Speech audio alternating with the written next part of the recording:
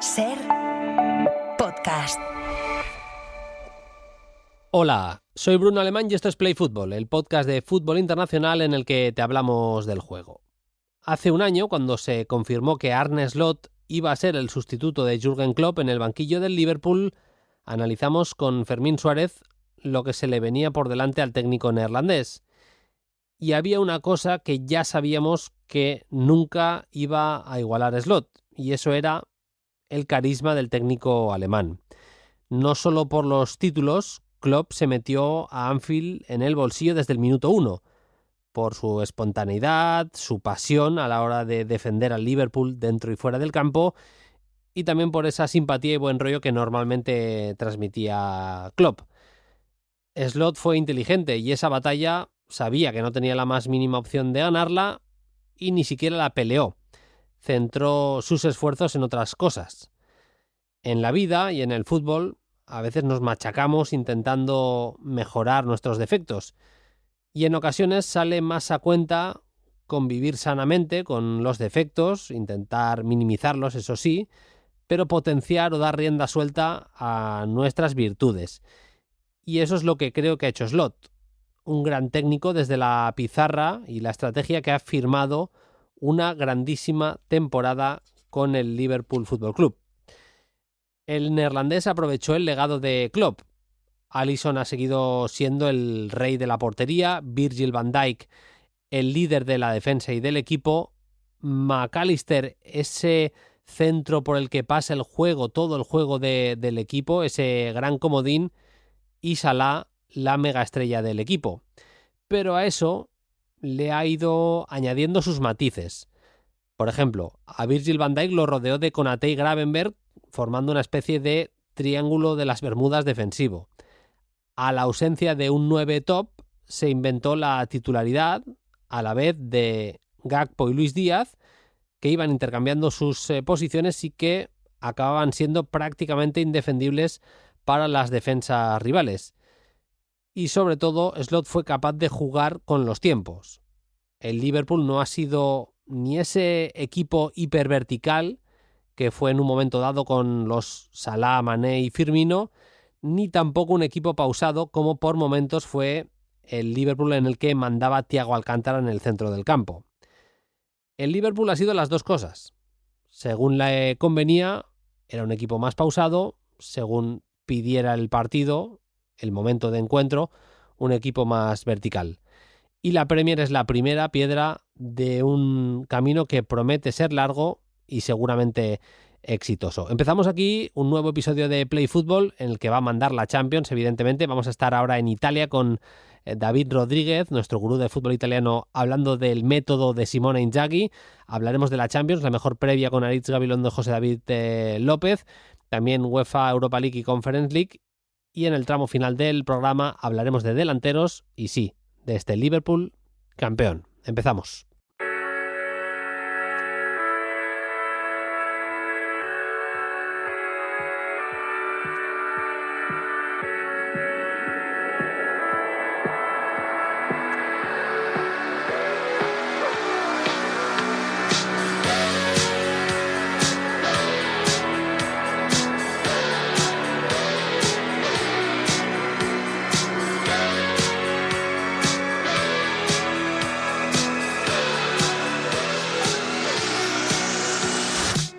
Vamos allá, nuevo episodio de Play Fútbol. Ya sabéis que nos podéis escuchar en la plataforma de audio que más os guste. Si le dais like a cada uno de los episodios, los valoráis con el mayor número de estrellas posible, todo eso. Y si ya nos dejáis comentarios, nos dejáis preguntas para que os contestemos en el tramo final, Paquillo y yo, pues mejor que mejor. Esta semana muy marcado el episodio por las semifinales de la Champions. Nos vamos a adentrar en la figura de Simone Inzaghi, el técnico italiano, 49 años, el malo de los Inzaghi, si hablamos como futbolista, el bueno de los Inzaghi, si hablamos como entrenador. Con 49 años está firmando una carrera tremenda.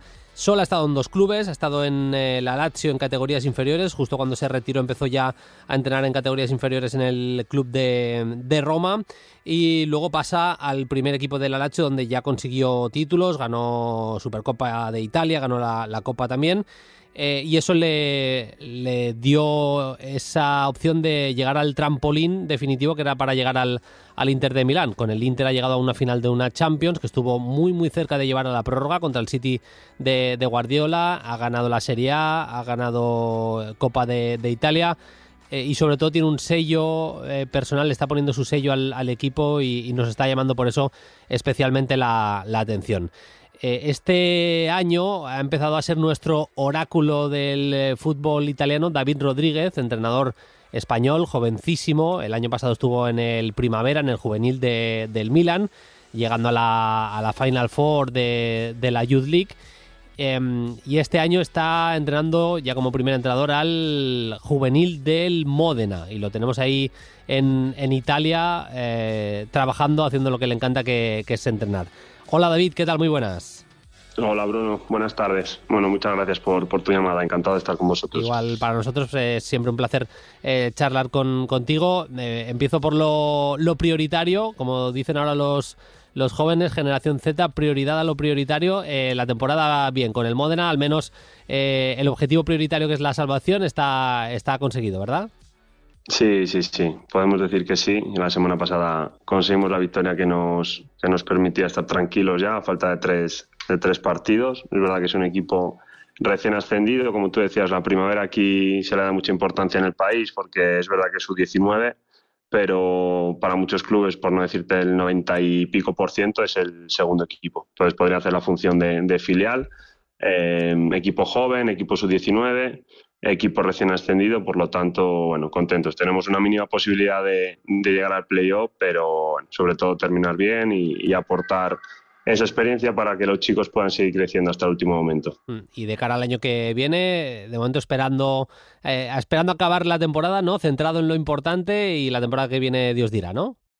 Sí, yo creo que al final el aprendizaje ya de muchos años es disfrutar del día a día, tener la oportunidad de trabajar, cuando no estamos en activo poder seguir reciclándonos, mejorar para cuando te den otra oportunidad. Bueno, vivimos en el mundo del fútbol que es muy difícil hablar de futuro, marca siempre el momento presente. Te empiezo a preguntar ya sobre Simone Inzaghi. No sé tú cómo lo valoras como entrenador, ahora no nos adentraremos mucho más en profundidad en cómo ha trabajado a este Inter y demás, pero sí que llama la atención que él, claro, marcaba tantísimos goles Filippo Inzaghi, que Simone parecía el malo, por decirlo así. Él, en cambio, estuvo en clubes importantes como la Lazio, pero vamos a decir que el no ser un Nesta, no ser un Maldini, no ser un Totti, no ser ese nivel de jugadorazo, no voy a decir que le ha jugado en contra, pero le ha supuesto mucho menos de lo que os pasa a gente que no habéis sido futbolistas profesionales como tal, pero no ha tenido esas opciones de banquillo que en Italia es muy habitual que las grandes leyendas, las megaestrellas, tengan, vamos, el pase adelantado, vamos a decir, el pase al espacio que te deja solo contra el portero, de tener ofertas importantísimas para entrenar a los clubes en los que tú has sido leyenda. Eso con Simone Inzaghi realmente no pasó. Sí, estoy de acuerdo. Al final él ha tenido una experiencia como futbolista profesional marcada también, ¿no? No al nivel de los que has nombrado, pero bueno, ha sido futbolista. Pero te puedo decir, bajo mi punto de vista, que ha tenido una parte positiva, que ha tenido que vivir una serie de experiencias que seguramente le han hecho conseguir un bagaje y un pozo para luego poder crecer y, cuando le han dado la oportunidad, tener una base, ¿no?, para poder rendir al máximo nivel. Es cierto que le ha hecho cantera al sector juvenil de la Lazio, que él empieza allí. Si recordamos un poco, creo que entra a sustituir a Pioli, si no me equivoco, en la 15-16, termina, y es cuando luego le dan el equipo a Bielsa, que dimite sin llegar a entrenar a falta de un día. Entonces vuelve a coger el primer equipo y es cuando empieza la experiencia con Serie A, con un primer equipo. Por lo tanto, me ciño un poco a lo que te he dicho antes, ¿no? Momento presente, porque nunca sabes qué te puede suceder en la vida. A Simone le vino así su primera experiencia en fútbol profesional, y luego ha demostrado que está muy preparado, porque los equipos que ha entrenado al máximo nivel, tanto Lazio como Inter, se puede ver una estabilidad, se puede ver un equilibrio, mantiene siempre un nivel bastante alto a nivel competitivo, incluso a nivel de juego. Se le ve que es un entrenador exigente, un entrenador que pelea, que lucha, que quiere ganar todos los títulos, que quiere en definitiva hacer historia. Luego te preguntaré también por su carácter y cómo influye en sus equipos, pero vamos ya al fútbol puro y duro. Este Inter a mí al menos me parece casi un equipo de autor. Luego iremos a momento con balón, a qué hace cuando tiene la pelota el Inter, pero sin balón. Es un equipo, David, que es capaz de hacer persecuciones al hombre muy agresivas, ir a presionar para robar lo más alto posible, pero si es superado o si el momento del partido invita a ello, también es capaz de meterse en un bloque bajo en el que es tan difícil marcar, como hemos visto en la Champions esta temporada, que a todo el mundo le ha costado muchísimo abrir la portería de Jan Sommer. Sí, estoy de acuerdo. A mí me parece un equipo inteligente. Es decir, y parece que damos por sentado que a estos niveles saben hacer tantas cosas, pero creo que lo estás diciendo tú, ¿no? Está cómodo cuando tiene que salir a presionar prácticamente hombre a hombre. Ahí es también donde podemos ver quizá esa emoción del entrenador, que luego hablaremos más adelante, que me comentabas, pero lo que transmite Simone Inzaghi como entrenador, esa pasión, esa emoción de vivirlo, de querer ser agresivo, yo creo que se transmite muy bien en ese momento sin balón, cuando tienen que saltar a presionar, que normalmente parten quizá con una mezzala, con un interior o con un carrilero, con un quinto, pero al final es esa personalidad de ir hacia adelante y asfixiar al rival, pero también son inteligentes cuando tienen que interpretar estar en un bloque bajo, esperar su momento, porque luego en la transición son fortísimos. Por lo tanto, es esa la valoración que yo hago. Me parece un equipo que está muy trabajado, que sabe muy bien qué tiene que hacer en cada momento para explotar al máximo sus recursos. Lo que dices de la inteligencia, no solo es que te lo compro, David, sino que lo veo mucho también en el momento con balón. Vamos ya a ese tramo en el que el Inter tiene la pelota, cómo es capaz de jugar con los ritmos.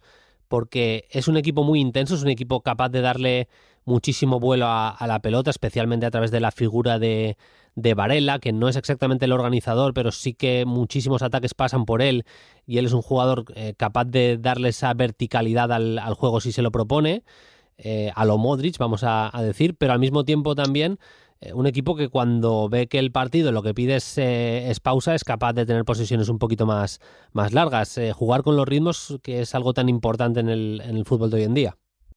Sí. De hecho, yo te podría decir un poco la intención que tienen como equipo es atraer realmente por lo que tienen arriba como atacantes, ¿no? Tanto Lautaro como Thuram. Entonces, como intención es atraer, parten mucho de ese análisis de si un externo, un quinto, un carrilero, porque aquí estamos habituados, son quintos, ¿no? Sí. Te hablo en italiano por lo que tengo en el día a día. Me gusta porque me familiariza con vuestro lenguaje y así cuando escucho retransmisiones en italiano, que escucho bastante a menudo, lo entiendo mejor. Perdona, David, que te he cortado. No. Ahora, el quinto, uno lo tiene bajo, digamos, por ejemplo, Di Marco, el otro, que es Dumfries normalmente, o Darmian, lo tiene alto, juega con esa diagonal de quintos, de carrileros, y luego lo que sí que juega mucho con el papel del play, del pivote, ¿no? De Çalhanoğlu, de bajarlo para generar esa pausa, esa superioridad. Y para mí también es fundamental lo que hace con Bastoni, que muchas veces lo mete una línea superior, juega con esa transformación de estructura, que puede ser de un 3-5-2 a un 4-2-4, dentro con Varela, con Bastoni, con el papel de los extremos que te digo en diagonal, y luego también vive mucho de Lautaro, ¿no? De ese delantero que te da esa superioridad. Cuando al final terminan presionando el adversario, puedes jugar sobre la figura, te genera esa superioridad, incluso en momentos de delantero boya, de descarga, juega bien de espaldas. A mí me parece como delantero el referente de ese tipo de delantero a nivel mundial, ¿no? Porque sabe hacer tantas cosas y te da esa superioridad en un campeonato que muchos equipos luego terminan yendo también hombre a hombre. Por lo tanto, interpreta muy bien lo que tiene que hacer en cada momento. Estoy de acuerdo contigo en esos ritmos de juego. También cuando tiene que realizar esas transiciones, ¿no? Al final, tener siempre alto, con la máxima amplitud y máxima profundidad, un jugador como objetivo es transitar hasta él para luego poder progresar. Sus quintos, sus carrileros son a pie natural, incluso los bracetos, los defensores externos, digamos, para dar esa progresión en el juego, tantas de desdoblamientos internos, externos, sobre todo cuando genera una superioridad en lado, con el bracetto, la mezza, el quinto, son muy dinámicos para seguir atacando a la profundidad. Y a mí me parece que tiene, como te digo, distintas fases del ataque muy bien descifradas. No es un partido o dos en los que se le ve, son ya 2 o 3 años con los mismos mecanismos, muy dinámicos, muy visual. Y cuando cogen ese ritmo de juego, la verdad que es un equipo que apetece mucho ver. Es un equipo además que tiene una capacidad para intercambiar posiciones que es tremenda. Hablaba David de bajar a Çalhanoğlu a veces a dirigir las operaciones desde atrás. Una cosa que hacen muchísimo, especialmente cuando juega Chervi, es que especialmente cuando le están marcando al hombre en la salida al Inter, a Chervi desaparece del inicio de la jugada, se lleva a su marca y ahí puede aparecer Çalhanoğlu, pero puede aparecer también Varela haciendo de esa figura que citaba ahora David de Bragetto, de central por el lado derecho, el lado diestro.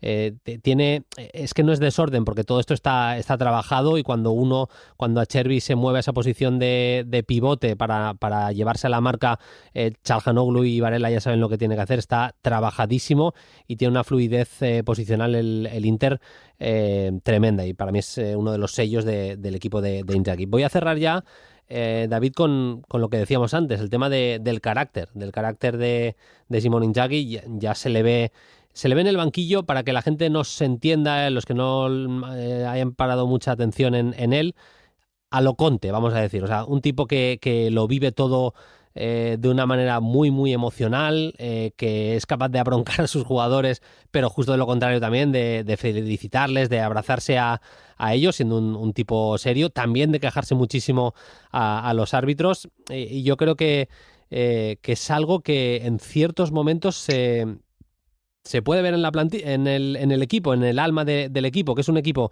lo que decías, capaz de ser serio, capaz de ser inteligente, de elegir momentos, de hacer las cosas como tienen que hacerlas según el momento de partido que sea, pero al mismo tiempo cuando hay que soltarse, cuando hay que ser emocional, es un equipo que también te da esa medida. Sí, totalmente de acuerdo. O sea, para mí lo que te diría que Simone Inzaghi me parece un líder, ¿no? Como gestor del grupo me parece un ejemplo, distinto a lo mejor a lo que pueden ser otros, porque se habla mucho de la gestión de Carlo Ancelotti, ¿no? Pero puede ser una personalidad totalmente distinta. Quizá Simone te transmite esa pasión, esa emoción constante, porque es muy dinámico, porque es muy agresivo con el lenguaje no verbal, ¿no? Dentro del área técnica, pero luego también tiene esos momentos de pausa que te hace dominar el juego desde la tranquilidad. Yo también un poco por la fortuna que he podido tener aquí en Italia de coincidir con mucha gente que lo puede conocer, al final te hablan de esa capacidad dentro del vestuario, ¿no? De no tener ningún tipo de problema, de gestionar bien las personas. Es la plantilla que más futbolistas ha utilizado durante todo el campeonato, lo que te hace ver que tiene también una confianza en todos los jugadores para rotarlos, para acumular minutos, vivos hasta hace pocos días en 3 competiciones. Entonces, si tú no tienes ese tipo de capacidades, es difícil llegar hasta el fondo en cada competición y pelear por los títulos, bajo mi punto de vista. Totalmente de acuerdo. David, ha sido un placer charlar contigo una vez más. Hemos aprendido y nos hemos acercado al Inter de Simone Inzaghi y hemos aprendido de fútbol, de nomenclatura de fútbol en italiano, o sea que, como siempre, súper útil charlar contigo. Espero que cerréis bien la temporada. Insisto, te agradezco que te hayas vuelto a pasar por Play Fútbol y te enviamos un abrazo. Hasta la próxima, David. Muchas gracias a ti, Bruno. Un abrazo.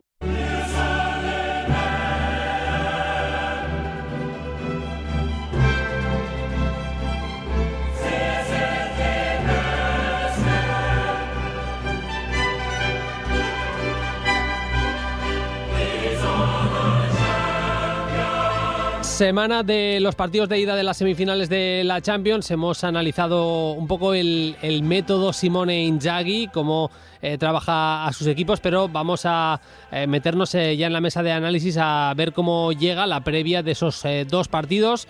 El martes 9 de la noche, ese Arsenal-Paris Saint-Germain, y para el miércoles a la misma hora el partido entre el Barça y el Inter. Saludo ya a José David López y Aritz Gabilondo. Hola David, ¿qué tal? Muy buenas. ¿Qué tal, Bruno Ariz? Buenas noches. Salimos David y yo casi de un pique tremendo Sí. de debatir que si Ferguson o Guardiola como mejor entrenador de la Premier. ¿Qué te parece, Aritz? Muy buenas. Hola, ¿qué tal? Muy buenas. Bueno, yo creo que me quedo con Pep. Fíjate lo que os digo. No sé cómo lo habéis debatido vosotros, No, pero a ver, Creo que está fácil. No. A ver, aquí yo he tirado de Guardiola, de la carta Guardiola, de mi carta de Pep y David, claro, ha tirado de la carta de su United histórico y demás. A ver, es que igual que decimos que el fútbol de antes es muy complicado compararlo con el de ahora, a los entrenadores también, porque ¿qué tiene que ver entrenar aquel Manchester United o entrenar directamente en aquella época con entrenar en esta que es de la de los millones de tantos clubes que son clubes estado y demás? Es que es muy, muy complicado. Pero bueno, el pique ha quedado guay. Yo creo, David, que hemos hecho un ratito de radio que la gente habrá quedado agradecida. Está Aritz, si escucháis alguna narración ahí en argentino de fondo, es que está Aritz viendo... Bueno, estamos todos pendientes, pero está Aritz en la redacción de AS viendo el Superclásico. ¿Cómo va a esta hora de la tarde, de la noche, Aritz? bueno, va ganando River con un golazo de Mastantuono espectacular de tiro libre, como dicen allí, de falta.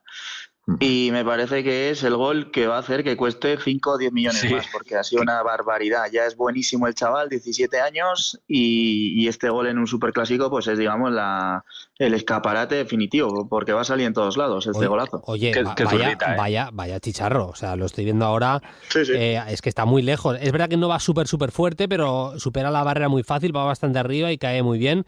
Venía de marcar, David, tú te acordás seguro, un golazo yéndose de varios jugadores. Creo que fue en partido de Liga hace un par de semanas, una cosa así. Buena pinta Mastantuono también, ¿eh? Sí, bueno, una zurdita tremenda. Es verdad que a River le golpeó mucho la pérdida o la gestión que hubo con el fichaje pérdida en ese sentido de Echeverri. En Roberto, que es sobre todo los chicos de la cantera, y sobre todo Mastantuono, había mucha expectativa. Mastantuono, de repente, Gallardo ha empezado a sacarle los últimos 3-4 meses, desde que ha empezado el 2025, le ha empezado a dar titularidad absoluta y tiene pinta que lo quieren impulsar, potenciar todo lo posible. Y el chaval responde. Para mí siempre le falta un poquito más de finura una toma de decisiones. Es decir, para todo lo bueno que es todavía en registros, en cifras, no acabar sumando demasiado, pero esas zurdas de oro, de hecho, temo que le vaya a durar a River poco más que unos meses. Tienen narices que teniendo a Echeverri y a Mastantuono en un espacio de 6 meses se vaya a quedar sin ninguno de los dos. O sea, que son dos talentos... Bueno, eso quiere decir que tiene una pedazo de cantera espectacular. Sí, no. Porque vaya dos. Es que Echeverri lo ha fichado al City, está todavía en ese proceso. Yo tengo ganas de que debute ya dentro de poco. Está en ese proceso de aclimatación desde que llegó en invierno. Pero vamos, no tengo dudas de que con Guardiola manejando su carrera va a encontrar una guía espectacular para su primer paso a Europa. Y luego lo de Mastantuono, que va a ir a otro club grande, estoy convencido, porque tiene una cláusula de salida que además, a ver, es alta, pero teniendo en cuenta el tipo de futbolista que estamos hablando, creo que van a ir todos los grandes a por él. Hay pocas dudas que Mastantuono, a no mucho tardar, estará jugando la competición de la que vamos a hablar ahora, que es la Champions League. No va a tardar demasiado porque su calidad le va a llevar a ello, estamos seguros. Vamos, si os parece, primero con el partido, ya que venimos de analizar un poco las claves del Inter.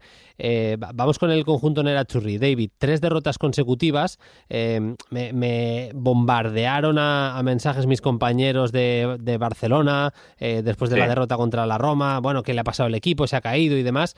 A ver, es verdad que hay signos de alarma. Yo veo al Inter bastante cansado, pero yo creo que cometería el Barça un error muy grave si se sintiera muy favorito contra este Inter, que es un equipo muy perro, que es verdad que ha perdido los 3 partidos, pero compitiendo los 2 de Serie A y con bajas. Por ejemplo, en el partido contra la Roma no tenía Bastoni, no tenía Mkhitaryan, se le lesiona Pavard al principio, y puede ser clave que hay 2 jugadores en duda que son muy importantes, como Pavard y Marcus Thuram.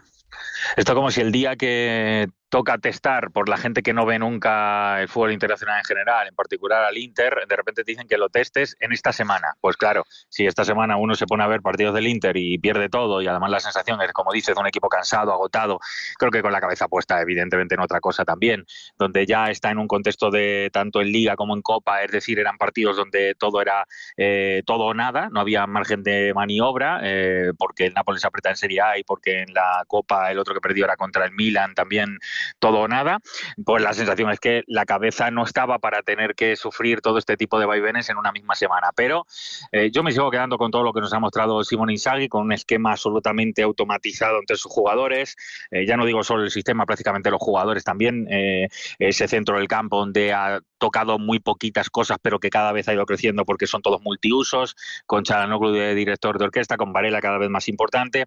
La sensación es verdad que si no está Pavard se le puede romper ese central derecho, porque Jan Bisek, que seguramente pues todavía no está al nivel, probablemente lo va a estar en unos años, pero todavía no, y la posibilidad de arriba de Thuram, que parece siempre el acompañante que no hace tanto ruido al lado de Lautaro, pero que realmente esta temporada incluso está prodigándose más en registros goleadores, con lo cual me parece que pueden ser unas mermas pequeñitas, pero es un equipo que juega de cabeza, un equipo que lleva con el mismo sistema en los últimos tiempos, y vaya, Simone Inzaghi está haciendo gran proyecto de Italia en los últimos tiempos, no hay duda. Es que además son dos bajas, que son dos bajas que trastocan probablemente las zonas que más definidas tiene Simone Inzaghi. Un central como es Pavard, en esa línea de tres centrales. Además te diría que igual por experiencia y por regularidad esta temporada el central más importante de los tres que ha tenido, y luego uno de los dos delanteros, que también es otro pilar muy importante para Inzaghi, lo del doble punta, porque le ayuda mucho en el primer inicio de la presión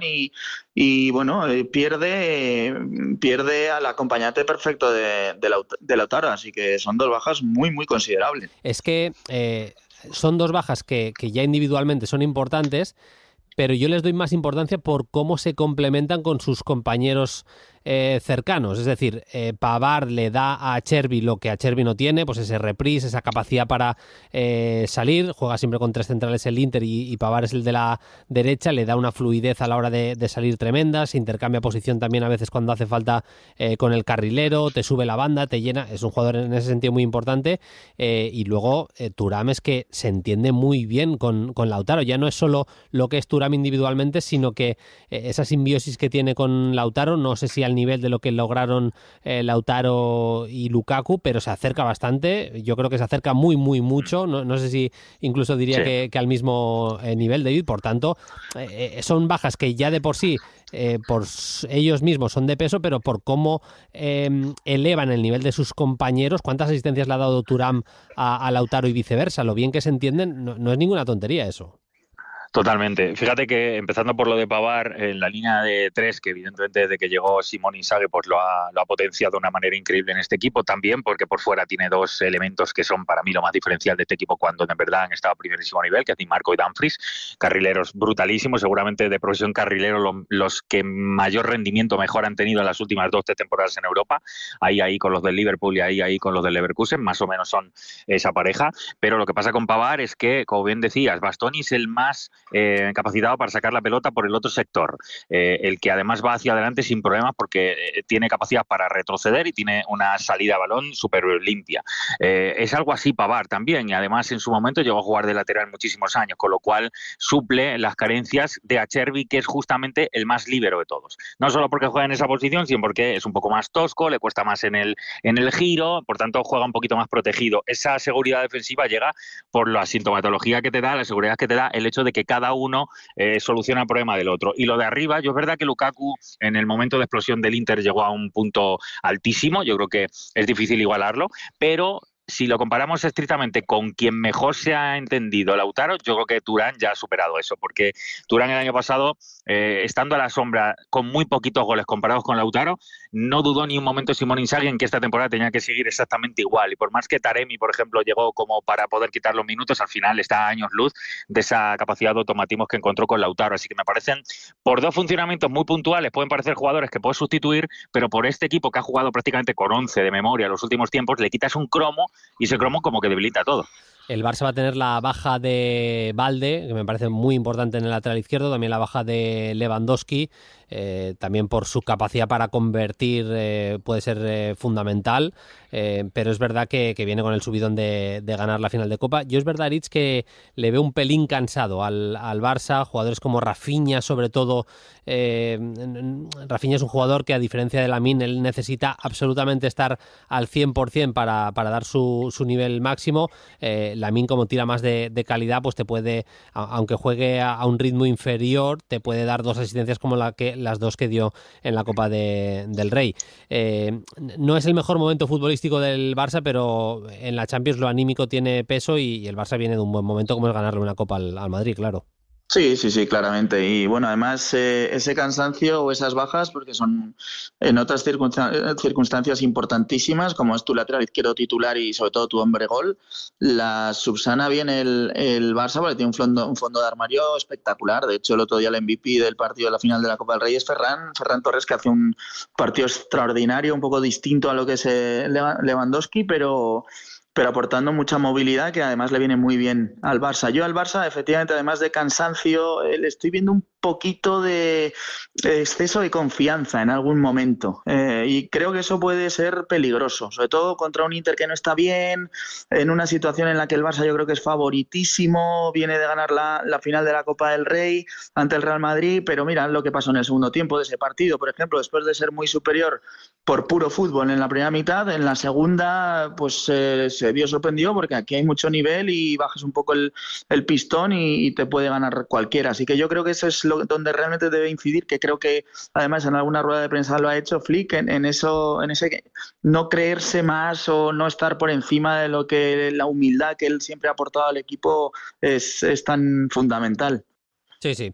Yo tengo alguna duda de cómo va a ser el partido, el guión del partido, porque lo comentaba en el tramo inicial del programa. El Inter es capaz de hacer muchas cosas bien dentro del terreno de juego, se puede meter atrás y ser muy sólido, pero también cuando te va a presionar arriba te pone en problemas, y es verdad que el Barça, a través de la calidad especialmente de Cubarsí, el talento de Íñigo con la pierna izquierda, es capaz de salir jugando bien desde atrás, pero tampoco tiene unos mecanismos súper extraordinarios a nivel colectivo para salir. Ahí le puede complicar, y luego defendiendo atrás el Inter también es un buen equipo, aunque insistimos que llega en un momento de forma no el mejor de la temporada. Vamos con la mítica de los 11, vamos con el 11 que me he preparado del Barça y del Inter, y me decís las dudas y lo que me compráis y lo que no.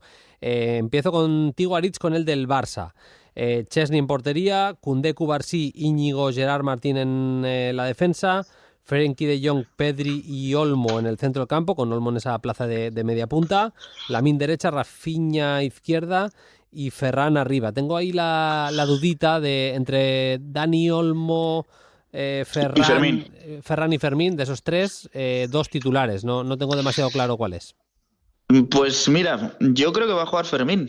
Y no por falta de calidad de Dani Olmo, por supuesto, sino porque creo que el otro día en el segundo tiempo él ve que con Dani, que no estuvo bien, le faltaba alguna cosa al Barça, le faltaba un poco de presencia en el centro del campo. Dani Olmo está bien que juegue en esa posición de media punta, pero me parece más atacante que centrocampista, y con Fermín tengo un poco la impresión contraria, me parece más centrocampista que atacante, aunque ataca bien, evidentemente, y ese tercer hombre que te pueda ayudar a Pedri de Jong, que sea un poquito más corte creativo, yo creo que es lo que va a hacer que Fermín pueda ser titular por delante de Dani Olmo. Lo demás te lo compro claramente, sí.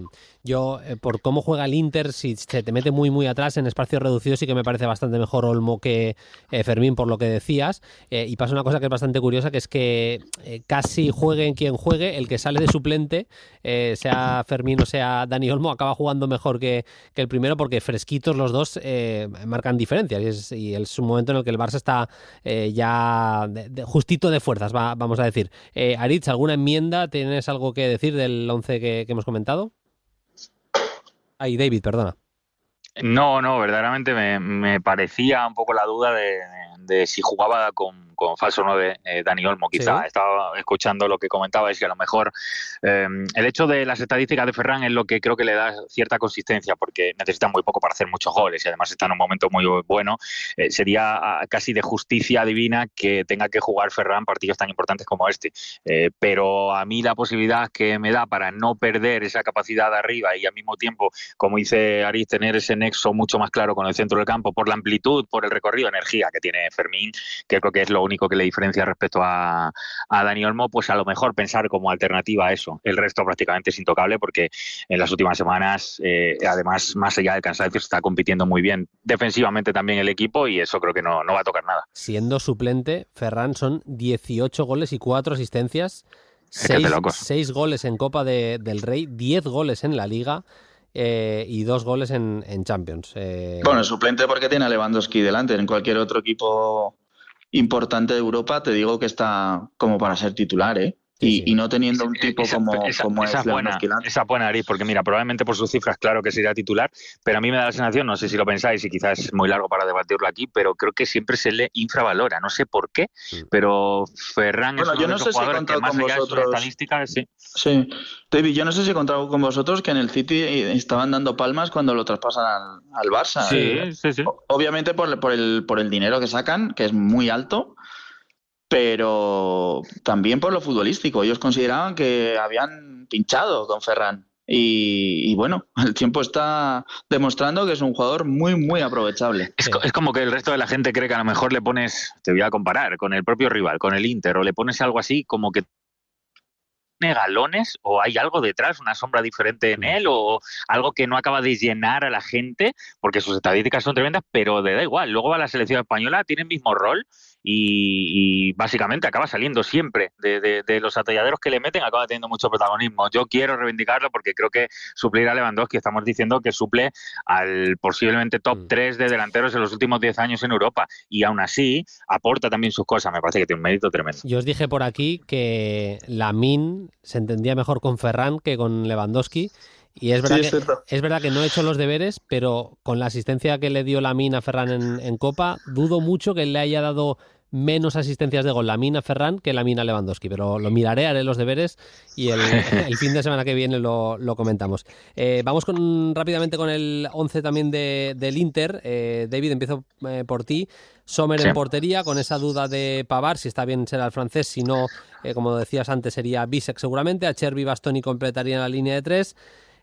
Tengo la duda también de Dumfries o Darmian en el carril derecho, aunque ya ha vuelto el neerlandés, yo voy a apostar por Dumfries. Di Marco en la izquierda, Çalhanoğlu, Varela, Mkhitaryan en el centro del campo y Lautaro, si estuviera bien, con Marcus Thuram, si no, seguramente con Arnautovic o Taremi. No tengo nada clara esa segunda plaza de delantero, no sé cómo lo ves tú. Sí, tal cual, las mismas dudas. Lo de Darmian nos va a indicar para mí dónde está el partido. Es decir, si se atreve a sacar a Dumfries, quiere decir que va con una mentalidad. Si saca a Darmian en ese lugar, es que va con otra. Porque básicamente así ha sido la temporada. Cuando han rotado los carrileros era porque tenían dudas físicas o directamente porque quería plantear un ecosistema un poquito más defensivo, un poquito más cohibido.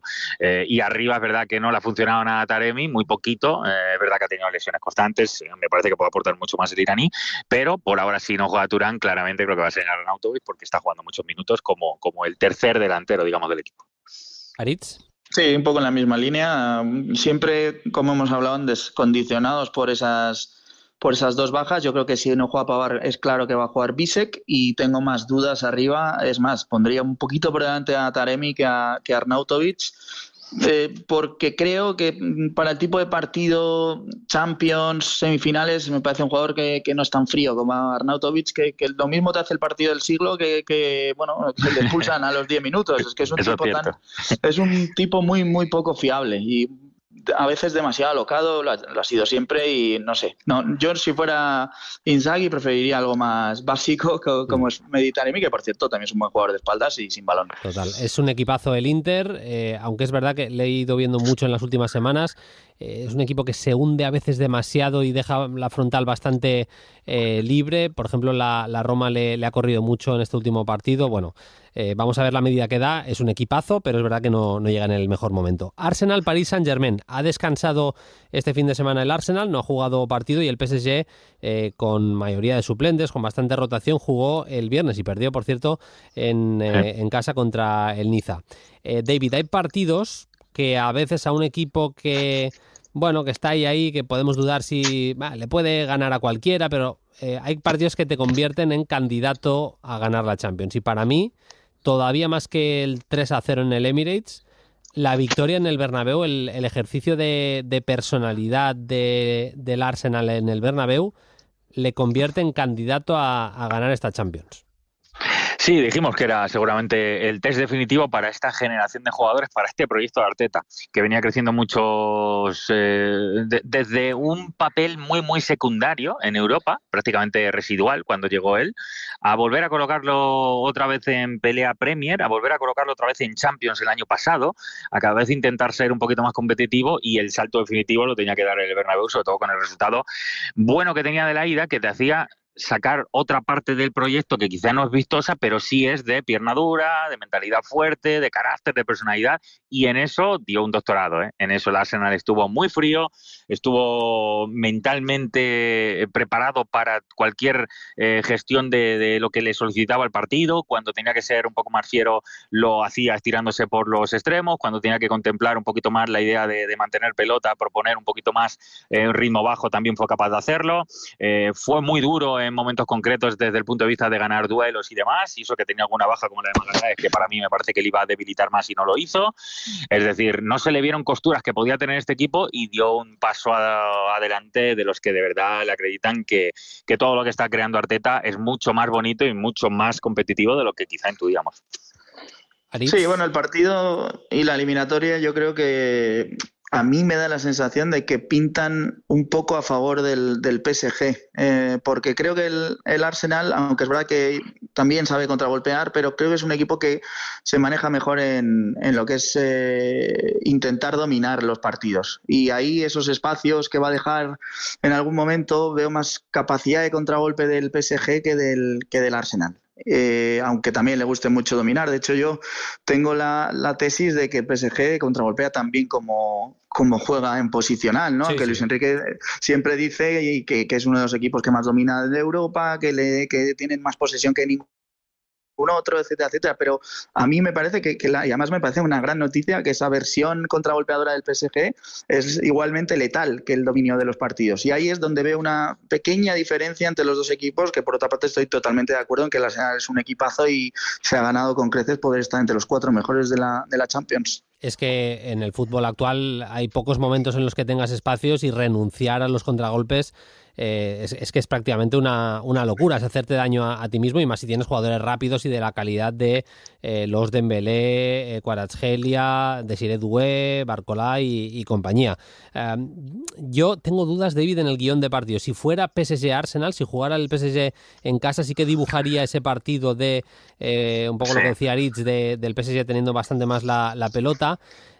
Vamos a verlo, El Arsenal también es un equipo que presiona muy bien arriba. Yo creo que al menos por momentos va a presionar arriba, un poco como hizo en el partido de ida contra el Madrid. Luego, a la que se ha superado, intentar recular rápido y meterse en bloque bajo, pero sí que veo al Arsenal soltándose un poquito más de lo que lo haría en el caso de que se jugara el partido en París.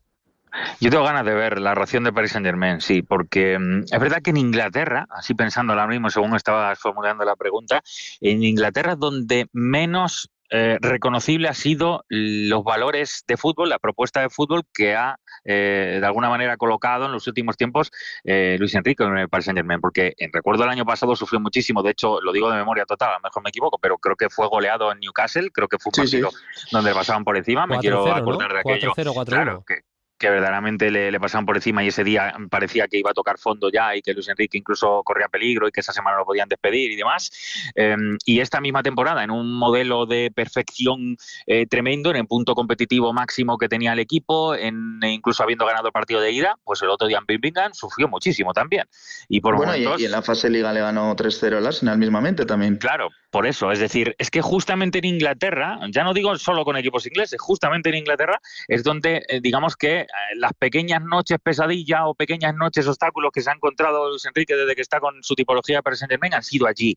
Es decir, esa capacidad de ganar duelos, esa capacidad de ser muy agresivo, de ir hacia adelante, de presionar muy alto, que lo hacen pocos equipos en Francia, por ejemplo, al Paris Saint-Germain, es lo que a mí me pone en duda que pueda seguir haciendo tan fiable y además tan, casi te diría elitista o preciosista, porque lo está haciendo por momentos el Paris Saint-Germain, es la realidad. Ser esto, traducirlo también en un ecosistema como el del Emirates, yo también tengo muchas ganas de verlo, y creo que es mi principal duda. A ver hasta qué punto es agresivo Arteta y a ver hasta qué punto ve que esa agresividad Luis Enrique tiene que ceder un poco la pelota y la iniciativa.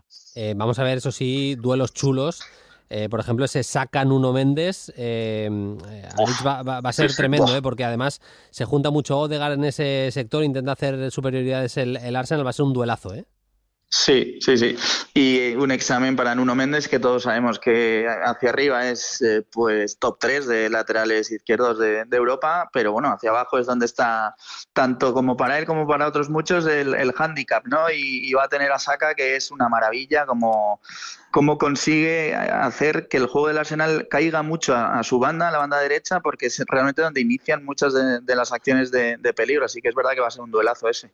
Totalmente. Casi que no hay punto de retorno. Es decir, si pensamos en Arsenal, decimos, claro, Saka le puede destrozar a la espalda o le puede poner en el mayor test que haya tenido ante un extremo tan puro. Pero igualmente podemos decir, claro, pero es que Saka va a tener que ayudar probablemente como Nuno Méndez tenga capacidad de salida, como quiera ir al espacio, como quiera profundizar, también le puede minimizar el impacto de Saka en el Arsenal. Es decir, digamos que no va a haber, va a ser o blanco o negro, pero no va a haber grises en ese duelo porque uno de los dos va a ganar, está claro. No nos fijamos nunca en las porterías y va a ser un duelo entre David Raya, que es verdad que no tiene experiencia en este tipo de partidos, y Donnarumma, Aritz.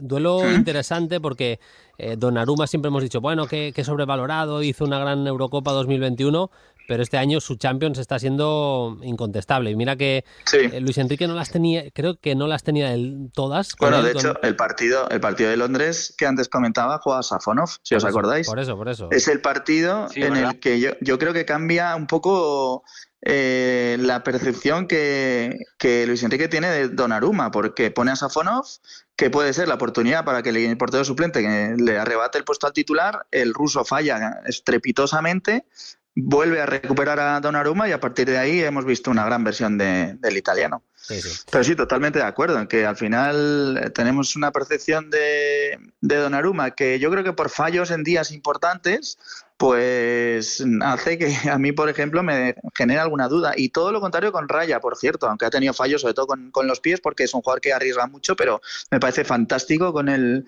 balón en los pies, y creo que es un portero ahora mismo de un nivel altísimo, y lo demostró en la eliminatoria contra el Real Madrid, no solo con buenas paradas, porque eso casi siempre las ha tenido, porque es un portero de muchos reflejos, sino también con cierta autoridad por arriba, que es fundamental para que cualquier equipo sienta esa seguridad que le da el portero desde atrás. Total. Hicimos una porra la semana pasada, lo acertamos todos, menos Aritz, que jugó esa carta a Real Madrid, es la carta ganadora del Madrid, y bueno, salió al final salió lo que salió. Me alegro que lo recuerdes. Salió lo que salió. Vamos a hacer lo mismo con las semis. Empiezo yo. Oye, pero lo recordamos si fallas tú también, ¿no? Hombre, claro, lo recordaré yo. De hecho, he sido bastante elegante. Ya llevamos 28 minutos hablando y hasta ahora no lo he sacado. Sí. O sea que detallazo. Habrá gente que habrá cortado ya el podcast hace un rato, o sea que hay gente que igual no se ha enterado tampoco. Vamos allá. Hoy empiezo yo, me mojo yo primero. Yo digo que pasan el PSG y tengo muchas dudas en la otra. Te voy a decir el Barça. PSG-Barça en la final. Aritz. Sí, estoy en las mismas. Bueno, el PSG ya lo he comentado antes y el Barça creo que llega mejor y es mejor equipo que el Inter. David. Es que va a sonar muy aburrido, esto lo tengo que cambiar yo, aunque diría lo mismo, pero no. Venga, yo voy a decir que no. Yo voy a decir que pasa el Inter y deja fuera el Barça. Aunque ni es lo que quiero ni es lo que creo que va a pasar, pero quiero dar un poquito de juego aquí y alguien tiene que ganar para que el siguiente día haga o mofa o no. Así que ahí lo... El miércoles estaremos desde las 8:15 en Carrusel Deportivo, evidentemente con ese Barça-Inter, con Dani Garrido y todo el equipo. El martes habrá un especial Play Fútbol desde las 9 de la noche, contándoos también en directo todo lo que pase con ese encuentro entre Paris Saint-Germain y Arsenal y Paris Saint-Germain, mejor dicho, en Londres, con Joan Tejedor narrando y con el equipo habitual del Play. Se pasará también, ha prometido hacerlo Dani Garrido algún ratito para meternos algo de caña, así que va a estar divertido. Bueno. En el YouTube de Habrá que hablarle de la Champions de Asia, entonces, que se juega creo que a la misma hora ese mismo día. Correcto. Sí. No, es por la mañana, estoy viendo. Creo, podemos decir la Champions de Arabia Saudí igualmente. O sea, no sí, también cierto. Vaya melón me abrís cuando llevamos media hora de programa. La Champions de Arabia Saudí. Bueno. Un placer, chicos. Nos escuchamos el martes. Hasta entonces. Igualmente. Chao. Tiempo ya para la UEFA Europa League. Vamos a tener al Athletic Club como representante. Se mide al Manchester United en San Mamés, 9 de la noche, Día del Trabajador, día 1 de mayo. El mismo día y a la misma hora ese Tottenham Bodo Glimt. Estamos haciendo todo el año la UEFA Europa League con Fernando Rodríguez, con el que vamos a analizar cómo llega la previa de esos dos partidos. ¿Qué tal, Fer? Muy buenas. ¿Qué tal, Bruno? ¿Cómo estás? Muy bien. A ver, anda la peña del Athletic bastante preocupada con el tema de Sancet, porque cuando juega está siendo absolutamente diferencial. Vamos a decir que en los partidos que ha jugado en líneas generales ha sido el mejor del equipo, y es una baja importante para ese partido de ida. Eso es, Bruno. Dio el Athletic en el último partido que jugó de Liga frente a Las Palmas un paso de gigante para jugar la Champions League el año que viene, pero es que el peaje que va a tener que pagar Valverde las próximas semanas es la enésima lesión muscular de Bian Sancet. No sé, ya he perdido la cuenta, no sé si son 5 o 6 las lesiones de Sancet, que bueno, no va a estar seguro para la ida en San Mamés. Veremos si llega a Old Trafford y es tal cual lo que tú comentas, que es el jugador que ya lo hemos comentado muchas veces y yo hay veces que pienso que joder, qué pesado con Sancet, pero es la verdad, es el jugador que eleva un poco el techo competitivo del equipo, ya no solo lo que aporta él a nivel de cifras, creo que son, te hablo de memoria, 17 goles, 15 en Liga, 2 en Europa League en 25, 26 partidos, porque se ha perdido un montonazo por lesión, pero es que ya no solo lo que él aporta, sobre todo a nivel de acierto, sino que su presencia eleva el nivel de Nico Williams, eleva el nivel de Iñaki Williams, eleva el nivel de Sanadi, en este caso, que es el delantero por el que está apostando Valverde en este último tramo de la temporada, e incluso de la línea de centrocampista. Se permite a Jaureguizar descolgarse mucho más, llegar más al área, porque es un jugador que recibe, que se gira, que aguanta la pelota, que ve muy bien el espacio, lanza muy bien al espacio a los compañeros, y es una baja muy, muy importante para el Athletic en este partido de San Mamés. Es cierto que viene jugando Berenguer cuando no está Ollán y lo está haciendo muy bien. Hay otros contextos en los que Valverde está apostando por Unai Gómez, que es un jugador que tiene, digamos, más recorrido, más piernas, pero de cara a esta eliminatoria frente al Manchester United, creo que igual el perfil de Berenguer le va a dar más a Valverde, porque a nivel de frescura creo que uno de los principales factores que juegan a favor del equipo de Valverde antes del partido del jueves es el que ha tenido 10 días para preparar el partido. Son 10 días de descanso los que ha tenido el Athletic antes del compromiso con el Manchester United, que le van a venir muy bien, sobre todo por lo visto en el partido del que te hablaba, de Las Palmas. Creo que se le vio a Valverde, al equipo de Valverde, un poco cansado, un poco falto de ritmo, le costaba mucho tirar esa presión tan característica del Athletic en campo rival, y creo que estos 10 días le van a permitir, por un lado, recuperar esa frescura y, por otro lado, recuperar futbolistas que tenía Valverde un poco entre algodones. Nico Williams, que está atravesando una pubalgia y está cuidando mucho también Valverde los minutos que le da. Ha rotado bastante, sobre todo en Liga, en las últimas semanas. Unai Gómez, el que te hablaba, también se lo perdió por lesión. Y bueno, más allá de eso, es que creo que la presión en campo rival y el ritmo que le mete el Athletic va a ser muy, muy importante para hacerle daño a un Manchester United que, bueno, se ha visto este fin de semana en el partido contra el Bournemouth, que precisamente sufre en ese tipo de contextos en los que el rival va a buscarle muy en su área, le mete mucho ritmo, y creo que por ahí pasan muchas de las opciones de este Athletic de Valverde. Pero bueno, enfrente, lo hemos hablado aquí desde antes incluso de la eliminatoria con la Real, que hay un Manchester United que, pese a tener bajas importantes como, bueno, Lisandro Martínez, que está lesionado de larga duración, además ha perdido en estas semanas a Dalot y a Sirsi, que es el delantero que venía ocupando ahí un poco, rotándose con Højlund. Y la verdad es que es un partido, una eliminatoria que va a ser muy bonita, creo, porque ya desde la ida, mirando ahora datos un poco para hacer la previa aquí en Play Fútbol contigo, veía que el Athletic todo lo que ha jugado en San Mamés esta Europa League lo ha ganado. Son 6 victorias como local en los 6 partidos que ha jugado, pero es que enfrente va a tener a un Manchester United que está invicto en la Europa League. Es un equipo que creo que son 12 partidos, porque es cierto que también hizo top 8 como el Athletic Club en la fase Liga, todavía no conoce la derrota. Entonces, por el interés del Athletic, esperemos, ¿no?, que este partido de ida rompa esta racha del Manchester United, que encima llega con la flechita para arriba después de la espectacular remontada contra el Olympique de Lyon, ¿no? Esos 3 goles en los últimos 6 minutos de la prórroga para el 5-4 y para meterse en las semis. Es que es lo que dices, la gente puede confundir que el Manchester United está siendo un desastre en Premier League, con una de las peores clasificaciones históricas de las últimas décadas. De hecho, desde que llegó Amorim en Premier son 6 victorias, 6 empates y 11 derrotas. Realmente el equipo ha tenido muchísimos problemas, pero claro, es que en Europa League parece que se estén concentrando en hacerlo bien en la Europa League, y sí que te diría que enseñó un poquito el camino un amigo del Atlético como es Iraola, presionándole arriba. Este United es un equipo que sufre mucho, especialmente porque no está Lisandro, les falta un catalizador del juego en el centro del campo, no tienen esa figura exactamente. Ahora, si superan esa zona, gente rápida como Garnacho, especialmente un lanzador y también finalizador al mismo tiempo como es Bruno Fernández, que me parece, y con esto cerramos esta eliminatoria, Fer, la clave del United, vaya.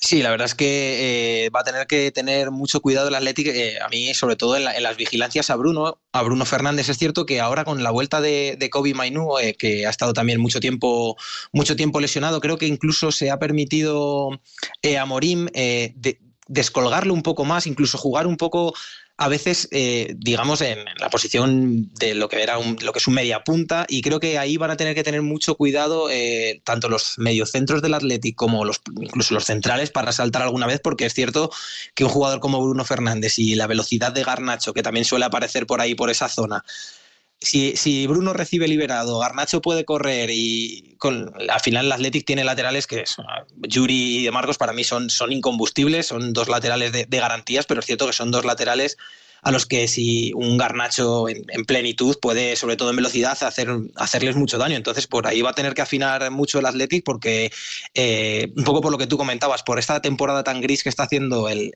Manchester United en Premier, parece que Bruno Fernández está opacado, pero la temporada del portugués está siendo brutal. Totalmente. La otra eliminatoria la van a firmar Tottenham y Bodo Glimt. El Bodo es la gran sorpresa de estas semifinales de la UEFA Europa League, porque al final, por ejemplo, se ha cargado a la Lazio hay mini punto o puntazo, mejor dicho, para Fer, que dijo que eso podía ocurrir, y se está dando una situación, y es que algunos de los jugadores que han destacado en el Bodo han firmado por algunos equipos superiores y no han acabado nunca de triunfar del todo. Y a mí me sorprende que eso no haya ocurrido con la figura de Kjetil Knutsen, técnico noruego, tiene 56 años, está desde 2018 en el Bodo Glimt, ha coincidido con la mejor época en la historia del club. Hay que decir que es un equipo que en 2021 le ganó a la Roma de José Mourinho por 6-1, y a pesar de eso, Knutsen, que yo sepa ofertas, bueno, igual las ha rechazado, pero no he visto yo en prensa Knutsen rechaza, me lo invento, a la Roma, Knutsen rechaza a clubes de ese nivel. Me llama bastante la atención. Es un equipazo, es un equipo que tiene jugadores muy, muy interesantes, y que seguro que le va a dar guerra a un Tottenham que viene además con la estocada de haber recibido un 5-1 y haber tenido que aplaudir al Liverpool campeón, Fer. Es tal cual lo comentas tú, Bruno. O sea, viendo un poco el partido este fin de semana del Tottenham contra el Liverpool, en el que ha ganado la Premier el Liverpool, la verdad es que el Tottenham es un poco ha sido un desastre. Lo que pasa es que tampoco sirve de mucho mirar el rendimiento, creo, de este Tottenham en Premier respecto a lo que luego nos encontramos en Europa League. Yo creo que en Premier es un equipo que igual es un poco osado, pero creo que no ha sufrido más, porque los 3 colistas de la Premier son muy colistas este año, quiero decir, no tienen una puntuación muy elevada que les haya hecho pasar apuros, pero mirando lo mismo, datos para preparar el partido y viendo las 2 almas que tiene este equipo, en Europa League en 12 partidos solo ha perdido 2, y en la Premier ha perdido ya en lo que va de temporada, que igual todavía cae alguno más, son 19 partidos los que ha perdido el equipo de Postecoglou, solo los 3 equipos descendidos, el Ipswich Town, lo diré, el Leicester y el Southampton han perdido más partidos.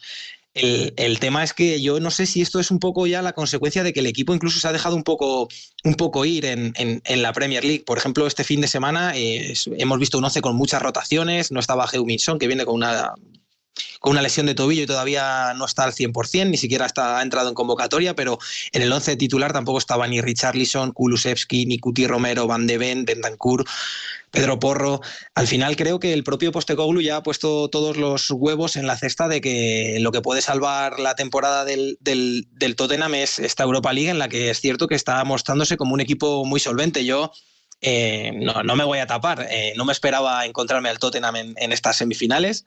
Yo cuando vi la eliminatoria frente al Eintracht pensaba que el Tottenham no iba a poder con el equipo alemán, pero lo cierto es que fue superior en la ida, en la que empató, y que en la vuelta en Alemania hizo uno de los partidos más sólidos quizá de la temporada el equipo inglés. Además, creo que llegados ya a este punto de la competición, es cierto que este Tottenham tiene una estructura muy, muy montada, muy formada, ¿no? Tiene 2 laterales que a mí me parece que tienen un recorrido impresionante, como son Pedro Porro y Udogie. Creo que tiene una pareja de centrales con Romero y Van de Ven bastante potente también. Tiene mucho talento con Maddison, con Son.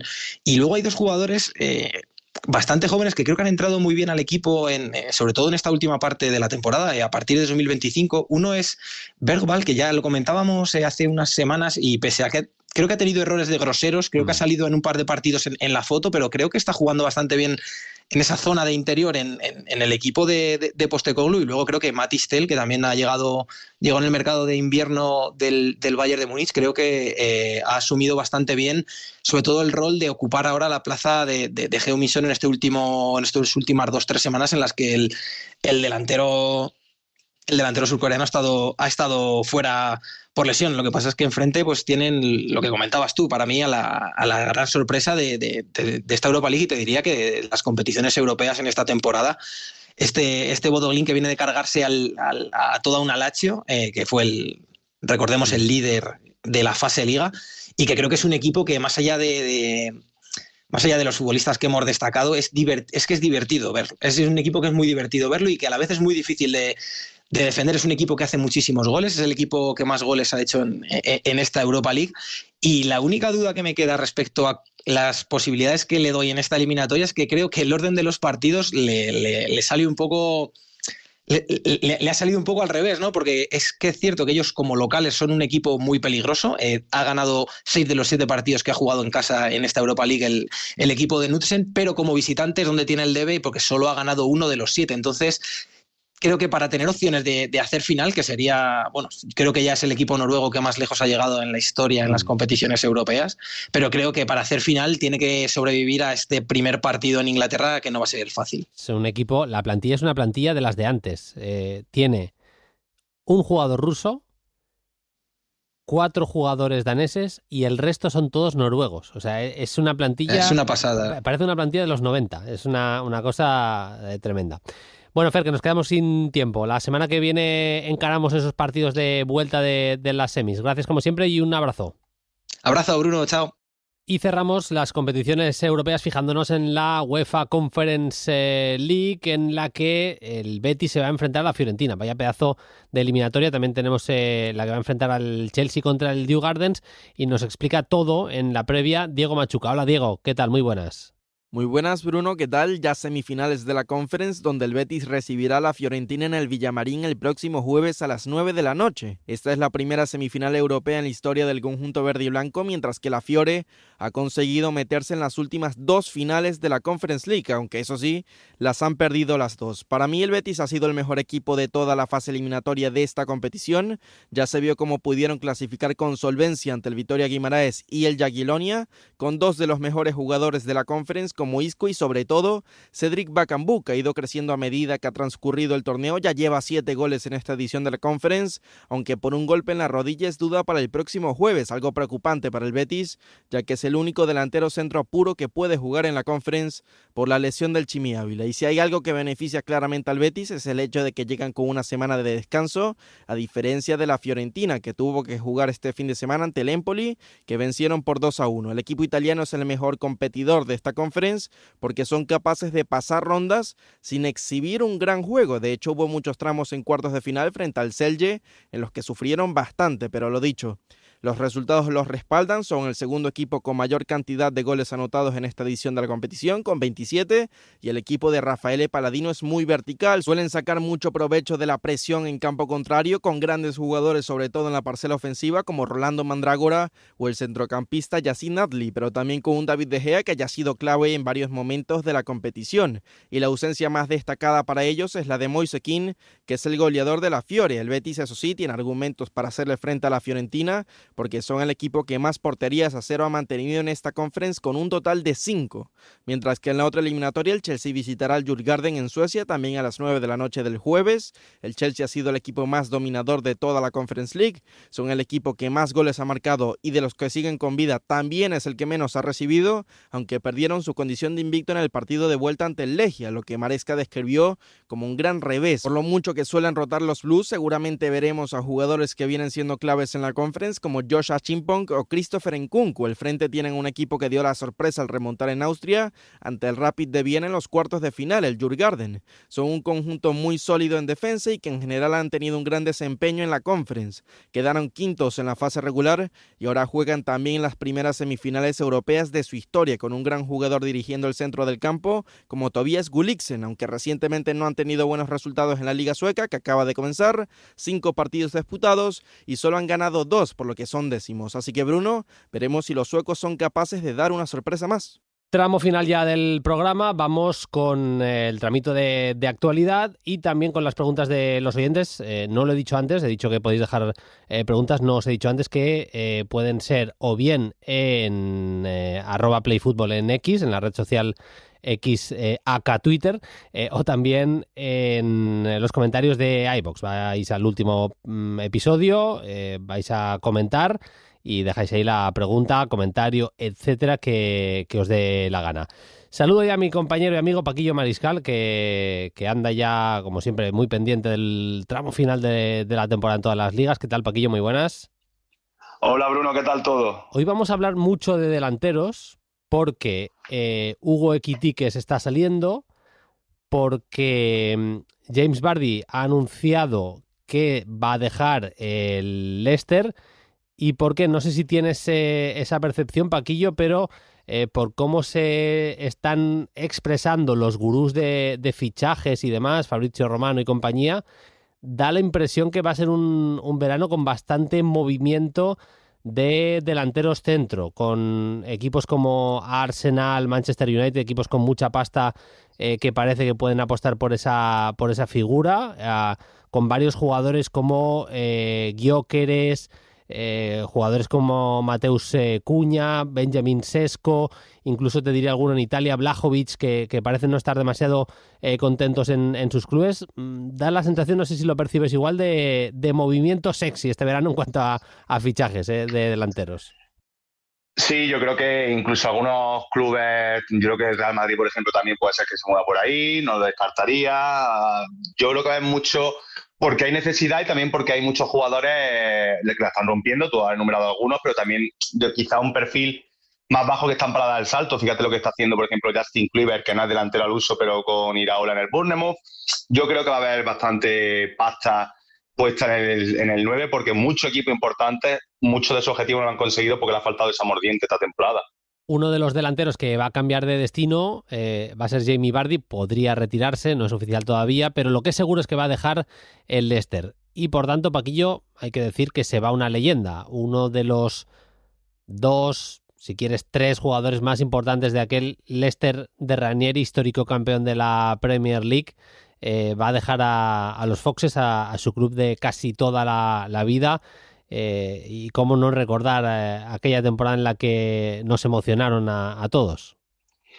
Sí, y no por mucho que haya pasado casi una década, Bruno, creo que es momento, cabe recordar ese hito histórico en el que ha decidido marcharse de los Foxes, porque realmente no es algo habitual que un equipo así, con todas las vicisitudes, todo lo que ocurrió en su momento, que venían de Champions League, un equipo hecho con un poco de muy poco dinero, porque Mahrez y Kanté y demás venían de donde venían, no eran lo que después fueron, y que revalorizó no solamente la figura de Jamie Vardy, que fue el grandísimo estandarte con aquellos 24 goles famosos en Liga, sino bueno, pues al Brighton, Drinkwater, etcétera, etcétera, muchísimos jugadores que luego no tuvieron la repercusión de los Mahrez, Vardy y demás. Vardy decidió quedarse, y aparte de ese título de Premier, bueno, pues varios descensos, luego jugó Champions, siempre superando la barrera o casi siempre de los 15 goles. Un tipo que además no ha sido ni el más virtuoso, ni el más técnico, ni el más rápido, ni el más nada, pero siempre ha estado ahí en el momento oportuno, ¿no? Además, Paquillo, te diría que es uno de los últimos exponentes del fútbol inglés de antes, te diría. Es verdad que él no es la figura de un delantero centro tanque, pero se ha jugado muchísimos años en Inglaterra en 4-4-2. Él podría ser ese acompañante del delantero tanque, el más rápido de los dos, y especialmente a equipos que tenían la línea adelantada les hacía muchísimo daño, y luego tenía una cosa, digo tenía porque ya el hombre sigue teniendo virtudes, pero tiene 38 años, pero tenía una cosa muy buena, que es que era ese instinto, no digo solo instinto goleador, sino esa pillería, ese fútbol de calle, si se quiere decir así, de saber cómo buscarle las cosquillas al central, cómo picar a un central para provocar una expulsión. Lo que dice ahora los chavales de te falta calle, pues a Jamie Vardy no le faltaba nada de calle, vaya. Le sobraba calle. Yo creo que si hubiese aparecido en los 90, Bruno, estoy contigo, que hubiese sido el típico jugador que hubiese fichado un Manchester United de turno. Yo creo que hubiese hecho una carrera mejor carrera, porque si hubiese aparecido en 10, 15 años, 20 años antes, porque es justo eso. Es cierto que tenemos en el imaginario colectivo, mucha gente piensa que en Inglaterra ese tipo de delantero que ya no existe, más de fijar el área, más tanque, más fuerte, más de fricción con los centrales, pero también existía ese acompañante tipo Vardy, que bueno, que como decía antes, no tenía la mejor conducción del mundo, no tenía el mejor giro del mundo, pero era muy rápido, muy pillo, sabía no caer en fuera de juego, romper el espacio muy bien. También ese carácter competitivo de ir al choque y casi siempre llevársela. Y luego un jugador también muy híbrido en ese sentido, porque aquella liga que gana el Leicester, estoy pensando que en ese 4-4 de Ranieri, o él era más el que fijaba con Okazaki de atrás, o cuando le tocaba ser a Ulloa, el delantero tanque, él también se veía jugar un poquito en la media punta. O sea que también dentro de sus limitaciones evolucionó bastante. A mí me parece bastante sorprendente, pero está sonando Vardy para el Wrexham, el equipo que compró Ryan Reynolds, el actor, que de hecho este fin de semana se ha confirmado el ascenso a Championship. Se enfrentaría, en ese caso Vardy, como jugador del Wrexham, al Leicester, recién descendido desde la Premier, en la próxima edición de la Championship. Vamos a hablar de más delanteros. El siguiente en la lista es Hugo Ekitike, Paquillo, porque es un futbolista que ha marcado las diferencias otra vez este fin de semana. Gol, asistencia, en un partido que era muy importante para el Eintracht de Frankfurt, goleada contra el Leipzig, que le deja la clasificación para la Champions prácticamente en la mano, no todavía conseguida, pero era un partido absolutamente clave. Y otra vez, marcando las diferencias, un Hugo Ekitike, delantero con muchísimos recursos, que lejos de venirse abajo cuando se fue Omar Marmoush del equipo, porque se entendía realmente muy bien con el egipcio, lo que ha hecho es tirarse el equipo todavía más a las espaldas, y no sé si decirte que está incluso rindiendo mejor, al menos en cuanto a cifras, lo está abordando. Sí, por edad, por perfil, sí, a diferencia de Vardy, me parece que tiene muchísimas más condiciones. Bruno tiene...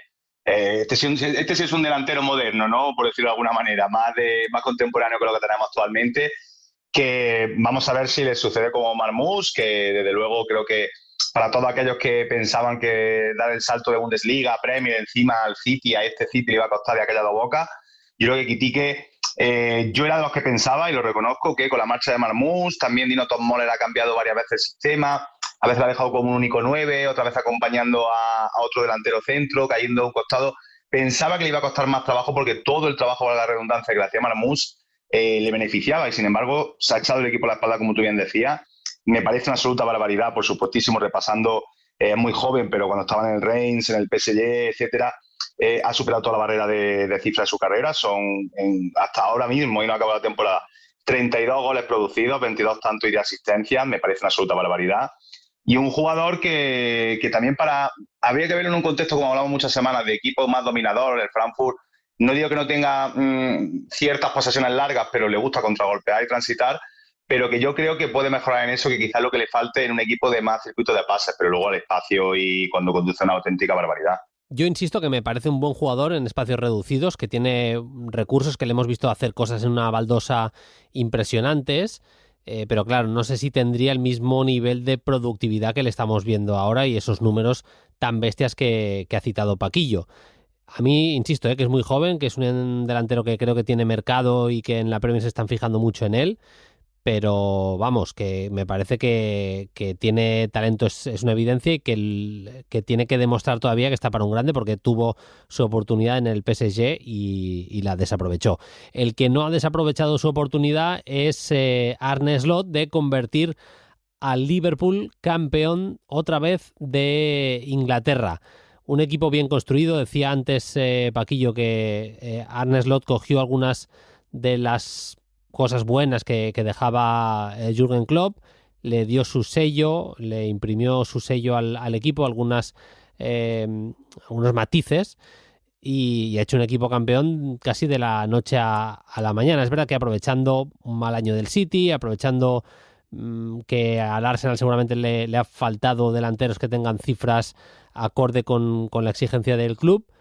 Pero mira, ahí estaba el Liverpool aprovechado y hemos visto momentos de grandísimo equipo. Paquillo.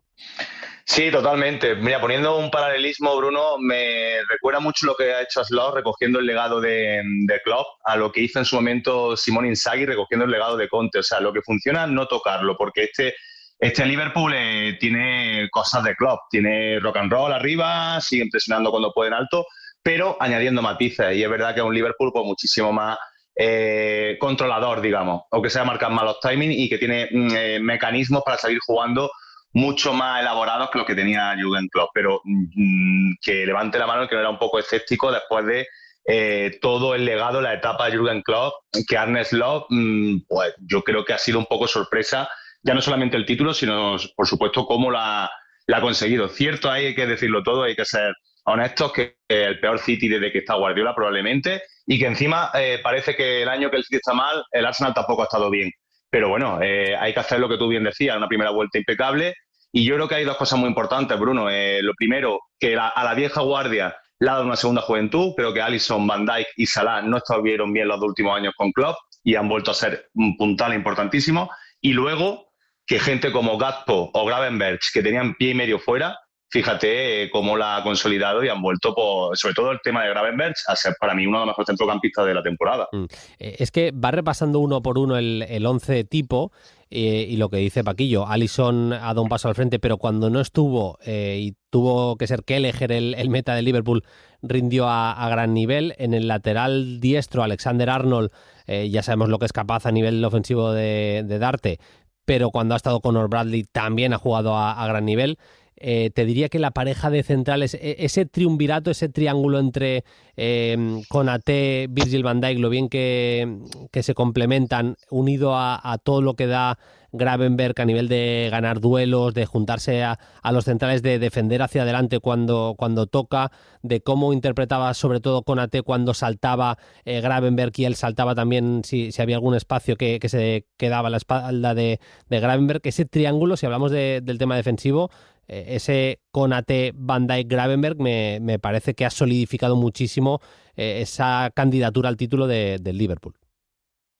Sí, totalmente. Y además era un drama, Bruno, desde la salida de Fabinho, que ya fue un gran triángulo, ¿no? Con Fabinho en su momento. Y ficharon a Endo, que no ha tenido, hace 2 temporadas que no ha tenido mucha continuidad. Parecía que McAllister necesitaba un acompañante, ¿no? Para que pudiese el argentino pues también dejar un poco de juego en campo contrario y no estar tan pendiente de su espalda.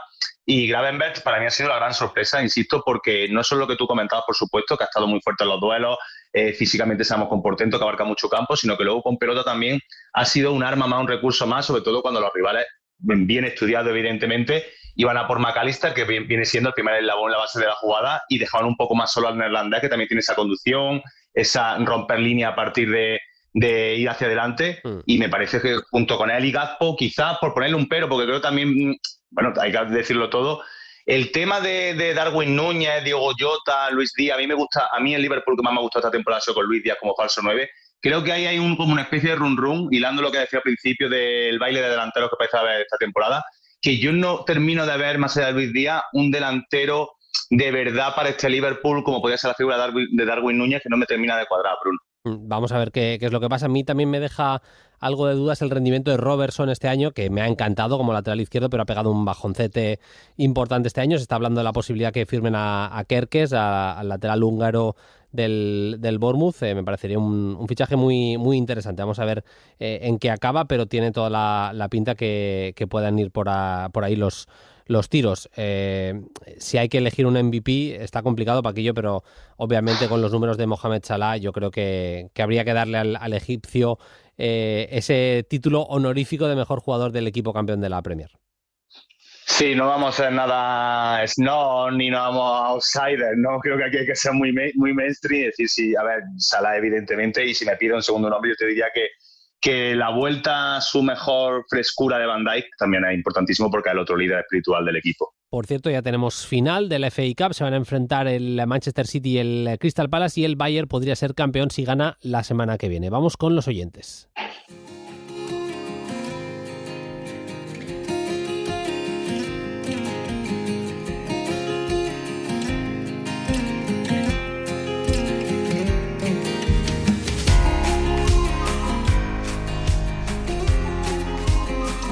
Como siempre, preguntas interesantes. Alex.73 en iVoox dice: buenos días, cracks. Para el año que viene, ¿qué delanteros parece que se adecuaría mejor al estilo del Arsenal? Gyökeres, Šeško, por supuesto el sueño sería Isak, pero parece dificilísimo. Es verdad que lo de Isak es muy complicado porque está pidiendo el Newcastle. El Newcastle tiene Arabia Saudita detrás, para poner en contexto siempre y que la gente entienda de lo que estamos hablando, y no es un club que a priori necesite vender. Y en un año en el que puede volver a Champions, que vayan a soltar a Isak por menos de 150 millones de libras, porque subiría incluso a 165 o así de euros, creo que son 165 millones, pues habría que verlo eso. No sé cómo lo ves, Paquillo, si hay un nombre que te llame especialmente la atención. A mí Gyökeres, por cómo presiona y porque tiene esa cuota de gol diferencial, me parece muy interesante. El nombre de Šeško, para ser ese jugador que se asocia un poquito más con los compañeros, que cae a bandas, que se puede entender bien con los extremos, también me parece atractivo. No ha salido el nombre de Mateus Cunha, que parece que lo tiene medio hecho con el Manchester United, por eso decíamos antes lo del baile de delanteros. Va a estar interesante, pero uno de los clubes que se va a dejar pasta seguro va a ser el Arsenal, Paquillo. Sí, tienen que reforzar la posición de delantero. También a ver qué sucede con Gabriel Jesús y demás. A ver, yo sinceramente Gyökeres lo veo el mejor delantero del mercado en cuanto a cuota de gol, por supuesto, pero lo veo menos afín con el estilo de Arteta. Veo más a Šeško ahí. Yo lanzo otro nombre, Bruno, que es el de Patrick Schick, que se está saliendo con el Leverkusen, y que creo que el checo podría ser un híbrido entre Gyökeres y Šeško. Se asocia bien, cae bien a los costados y luego ha demostrado que con continuidad tiene mucho gol. Totalmente. Es un futbolista al final que el año pasado vivió un poquito a la sombra, ¿no? Y siendo ese delantero revulsivo, que entraba en las remontadas, era el delantero de las remontadas del Leverkusen, y ahora este año ya siendo titular, al menos en la segunda parte de la temporada, se está saliendo, son 25 goles en todas las competiciones, y uno de los nombres importantes, y además que ha tirado del carro cuando no ha estado Florian Wirtz. Christopher D.A. dice: Conte también usó la defensa de 4 en el Chelsea, consiguiendo algunos malos resultados, lo que provocó cambiar a 3 centrales y establecerlo hasta conseguir la Premier. La semana pasada hablamos de Conte y es totalmente cierto lo que nos dice Christopher. Mikel dice: buenas chavales, hoy vengo un poco hater, no coincido para nada con el análisis de Per Arnau. Para ser tan sumamente sabio, innovador y superior al resto de los mortales, el señor Guardiola no ha sabido sobreponerse a la lesión de un jugador, Rodri, durante toda la temporada.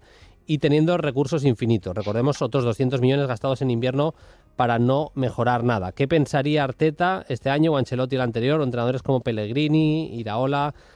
A ver, Mikel, yo creo que tienes razón a medias, en el sentido de que los fichajes de este año del City son más fichajes a futuro que otra cosa, son fichajes en enero para no perder la temporada, y no son unos millones que nadie pensara que fueran a revertir de manera inmediata en el equipo. Dicho esto, Arteta, por ejemplo, se ha gastado más dinero en fichajes, en gasto neto, ha tenido más gasto en fichajes el Arsenal que el Manchester City, y aquí sí que te implico, Paquillo, lo que hizo Ancelotti el año anterior es que fue magia directamente, con las bajas que tenía el Madrid, competir como lo hizo, ganar Liga y Champions, ese doblete el año pasado del Madrid fue una cosa increíble. Sí, esto ha sido porque casi me entra la risa cuando ha dicho magia, porque creo que encima viene muy bien ahora que todo el mundo azota a Ancelotti por la situación actual del Real Madrid. Cabe recordar que no hay memoria. Lo que hizo fue, parece sublime, demostró que es un entrenador mucho más preparado tácticamente de lo que mucha gente piensa, y es cierto que por sí no se puede comparar el cómo Florentino Pérez, por ejemplo, como hablando de Ancelotti, no ha querido ir al mercado como otrora hacía, y sin embargo las posibilidades del City son otras. Es muy difícil ir al mercado invernal, hay que matizar esto, y yo creo que Guardiola sigue siendo uno de los mejores de la historia, más allá de que creo que no solamente la baja de Rodri ha sido lo que ha desencadenado que el City haya caído como ha caído. Totalmente. Y vamos a cerrar, tenemos oyentes muy, muy top. Cristian Burguillo Santiago dice: buenas, no sé si seguís la Conmebol y si habéis visto a Kenji Cabrera, extremo del Melgar de Perú, para ver qué os parece a vosotros. Me parece un jugador muy interesante, potencia y buena conducción en carrera, buen regate, tiene gol, pausa para saber qué hacer con el balón. Ha empezado a ir con la absoluta de Perú. Un saludo. Vaya oyentes más top que tenemos. Kenji Cabrera, jugador de Melgar, puede jugar, nos lo citáis como extremo, puede jugar también en la media punta. Yo añadiría lo que has dicho, que me parece que tiene un último pase bastante top, que tiene esa pausa de jugador grande, porque tiene el regate, pero al mismo tiempo tiene esa capacidad de meter último pase. Es un jugador muy, muy completo. Está jugando en Melgar, 1,74 m, está empezando a tener cifras interesantes. Son 5 goles y 3 asistencias, ya ha marcado un gol en la Libertadores, es 1 gol y 2 asistencias en la Sudamericana. Ya ha empezado a ir con Perú, pero todavía no ha debutado. Eso sí, con la sub-20 de Perú había jugado 14 partidos. Pues nada, Paquillo, como siempre un placer. La semana que viene más, y gracias como siempre por estar en Play Fútbol. Un abrazo. Un abrazo, Bruno. Chao, chao. Nosotros volvemos la semana que viene. Hasta entonces, sed felices. Adiós. Suscríbete a Play Fútbol. Todos los episodios y contenidos adicionales en la app de Cadena SER y en nuestros canales de Apple Podcast, Spotify, iVoox, Google Podcast y YouTube. Disponible los lunes a las 10 de la mañana. Cadena SER. La radio.